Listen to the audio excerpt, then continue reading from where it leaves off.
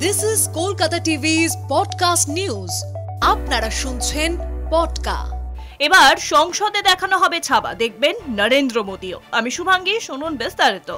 Box অফিসে ব্যাপক সাফল্য পেয়েছে ছাবা। কম দিনেই 500 কোটির গন্ডি টপকেছিল এই ছবি। বিতর্ক হয়েছে ছবি ঘিরে। মুঘল সম্রাট ঔরঙ্গজেবকে খলনায়ক হিসেবে দেখানোয় বিতর্কের জন্ম হয়েছে। যদিও ছবির সাফল্যের প্রশংসা করেছিলেন প্রধানমন্ত্রী নরেন্দ্র মোদী। এবার সংসদে দেখানো হবে ছাবা। মন্ত্রীদের সঙ্গে সম্ভাজির গৌরব গাথা দেখবেন প্রধানমন্ত্রী।